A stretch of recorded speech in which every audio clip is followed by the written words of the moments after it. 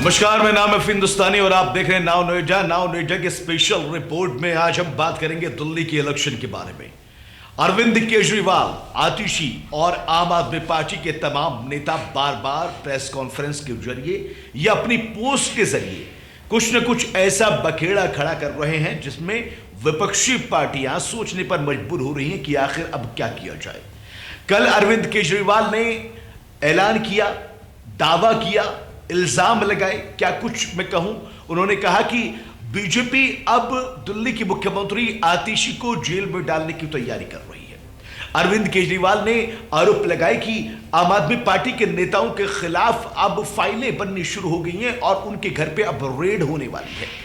एक नहीं बल्कि तमाम बाकी जो नेता हैं, बड़े बड़े नेता, उन सभी के घर पे अब रेड होने वाली है। अरविंद केजरीवाल के साथ साथ आतिशी ने भी कहा कि उनके खिलाफ अब जेल भेजने की उनको तैयारी चल रही है और उनके खिलाफ झूठे मुकदमे में उनको फंसाने की तैयारी चल रही है।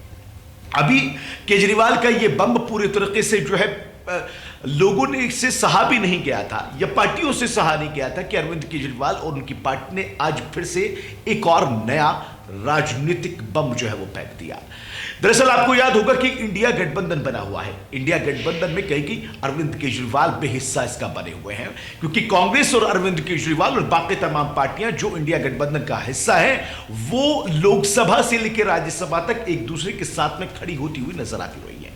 लेकिन आज ऐसा कुछ हुआ है कि लग रहा है कि अब इंडिया गठबंधन भी शायद टूट सकता है। टूटना इसलिए कह रहा हूं क्योंकि बार बार पार्टियां राहुल गांधी और कांग्रेस पर इल्जाम लगाती हुई आ रही है।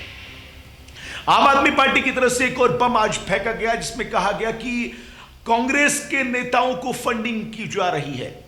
बीजेपी कांग्रेस के नेताओं को पैसा दे रही है। बड़ी तादाद में पैसा कांग्रेस के नेताओं को पहुंचाया जा रहा है, सिर्फ इसलिए पहुंचाया जा रहा है ताकि देश की राजधानी दिल्ली में होने वाले इलेक्शन में आम आदमी पार्टी को हराया जा सके। अब स्पेशल रिपोर्ट है तो कुछ स्पेशल फैक्ट के बारे में भी जरूर बात करेंगे। कल प्रेस कॉन्फ्रेंस करके बीजेपी पर इल्जाम, आज कांग्रेस पर इल्जाम, जिसमें एक तरह से अगर कहूं तो कई बड़े नेताओं का नाम सामने आया।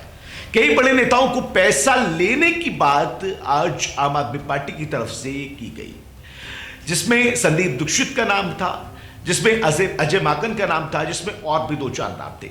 कहा कि दिल्ली में बीजेपी और कांग्रेस मिलकर चुनाव लड़ रही है और इसलिए लड़ रही है ताकि आम आदमी पार्टी को दिल्ली में हराया जा सके। इससे पहले आपको याद होगा कि अरविंद केजरीवाल ने जब जनता को संबोधित किया था तो उस वक्त उन्होंने कहा था कि बीजेपी न तो काम करने दे रही है और ना ही करना चाहती है।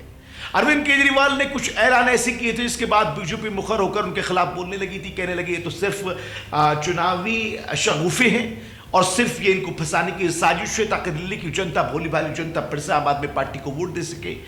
आज जो कांग्रेस के ऊपर इल्जाम लगाए हैं वो इल्जाम काफी संगीन है। इसलिए भी संगीन है क्योंकि अगर इंडिया लेवल की राजनीति होती है, यानी लोकसभा के चुनाव की बात करें, पीएम मोदी के चुनाव की बात करें, पीएम के लेवल की अगर हम बात करें, लोकसभा राज्यसभा की बात करें, तो वहां पर आम आदमी पार्टी कांग्रेस के साथ में खड़ी हुई नजर आती है। दो लिस्ट अभी तक कांग्रेस ने अपनी सबके सामने जो है जाहिर की है। एक में 26 कैंडिडेट, एक में और कैंडिडेट थे। बीजेपी ने अभी तक किसी भी कैंडिडेट का ऐलान नहीं किया। आम आदमी पार्टी 70 की 70 सीटों पर अपने उम्मीदवारों के नाम का ऐलान कर चुकी है और सबसे ज्यादा तवज्जो उनको दी गई है जो कांग्रेस या फिर बीजेपी छोड़कर आम आदमी पार्टी में शामिल हुए हैं। अब कितने मायने अरविंद केजरीवाल और उनकी पार्टी के इल्जामों के निकाले जाए, सियासी समीकरण को कहां देखा जाए, ऐसा क्या किया जाए जो समझ में आ जाए कि आखिर ये आरोप प्रत्यारोप का दौर जो चल रहा है वो किस लिए चल रहा है। कितनी सच्चाई है अरविंद केजरीवाल के दावों में, कितनी सच्चाई है मुख्यमंत्री आतिशी के दावों में, कितनी सच्चाई है आम आदमी पार्टी के नेताओं के दावों में। दरअसल सोचने वाली बात यह है कि जब सियासत चलती है इलेक्शन के दौरान तो और ज्यादा पैनी नजर आती है। अरविंद केजरीवाल ने जो कुछ किया वो एक रिएक्शन है। अब रिएक्शन किस चीज का है? दिल्ली की सड़कों पर आप जाकर देखोगे तो आपको बोर्ड नजर आएंगे, आपको फ्लैग्स नजर आएंगे, उन पर लिखा होगा कि 10 साल दिल्ली बदहाल, अब की बार भाजपा सरकार, केजरीवाल बाय बाय, पीने के पानी की जगह नाले का पानी, महिलाओं के सम्मान की जगह कुछ भी नहीं मिला। बसों में सेवा करने की बजाय आपने कुछ और ही किया।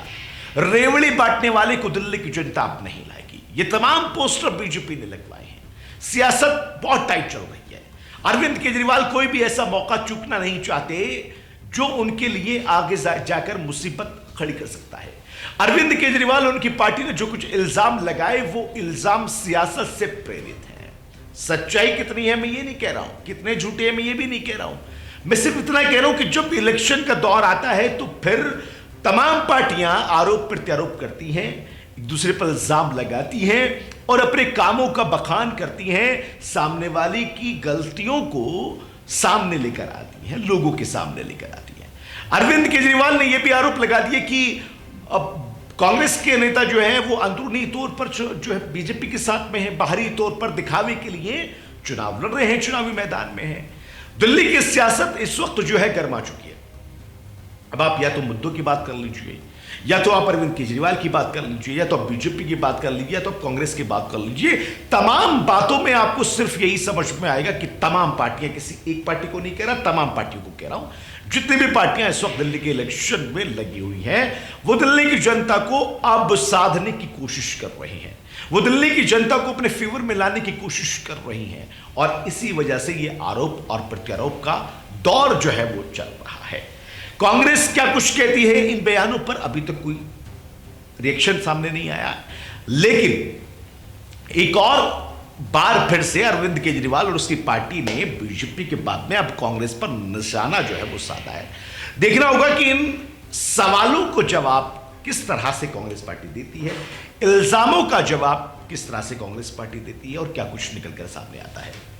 फिलहाल स्पेशल रिपोर्ट में मेरे साथ नहीं, देश और दुनिया की तमाम बड़े खबरों के लिए आप जुड़ रहिए नाउ नोटा के साथ में। फिलहाल दे दीजिए इजाजत। नमस्कार, आदाब।